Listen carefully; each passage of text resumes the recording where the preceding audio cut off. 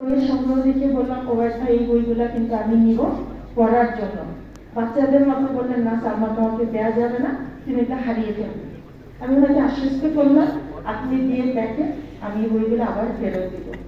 আমাকে অবাক করে দিয়ে একটা সাদা কাগজ নিলেন, ওখানে লিখে দিলেন বইয়ের নাম এবং নিচে লিখে দিলেন আমি পড়ে আবার ফেরত দিব এই শর্তে ওবায়দ ভাইয়ের বইগুলো নিচ্ছি, এবং বললেন তুমি একটা সই করো।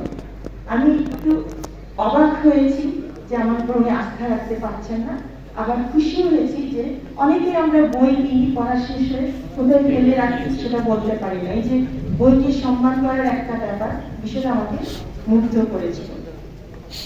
আমি 2009 অথবা 10 সালের ডিসেম্বরের কথা মনে করছি, ওই সময় বিশ্ববিদ্যালয় আইএলসি উন্নয়নের করণীয় শীর্ষক একটি সেমিনারের আয়োজন করেছিল, অনেকের হয়তো মনে থাকতে পারে।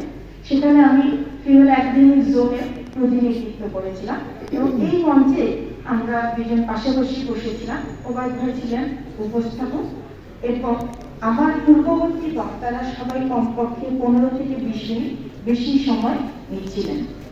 তো উনি আমাকে ফিসফিস করে বললেন সালমা তোমার সময় কিন্তু আধা ঘন্টা, তুমি কিন্তু মাথায় রাখবে।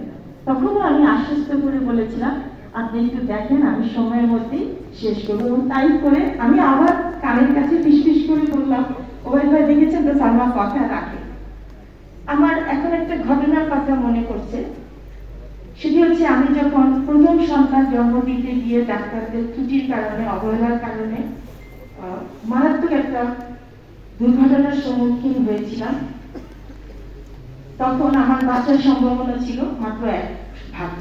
আল্লাহ আমাকে ওই অবস্থায় ফিরিয়ে দিয়েছিলেন এবং অনেক মানুষ জীবনে আমাকে অনেক উপদেশ দিয়েছে, কিন্তু উনার মতো এই উপদেশটা কেউ দেয়নি। আমি যখন ছুটি শেষ করে মাতৃত্বকালীন ছুটি শেষ করে ফেরত আসলাম, ওবায়দ ভাই আমাকে বলেছিলেন সালমা তুমি কিন্তু জীবনের দ্বিতীয় ইনিংস খেলছো, এই ইনিংসটা তোমার পাওয়ার কথা ছিল না, এবং তুমি মনে রাখবে বাকি জীবন তুমি ভালোভাবে ভালো কাজে ব্যয় করবে। কতটা আমি মাথায় গেঁথে রেখেছি, কতটা ভালো কাজ করছি বা করতে পেরেছি সেটা বলবে সময়। দুর্ভাগ্যজনকভাবে মাঝখানে কয়েকটা বছর ওনার সাথে আমার কোনো যোগাযোগ ছিল না। গত বছর ফিরে আসার পরেও গত 9 মাসে কোনো অনুষ্ঠানেও আমার সাথে সামনাসামনি দেখা হয়নি।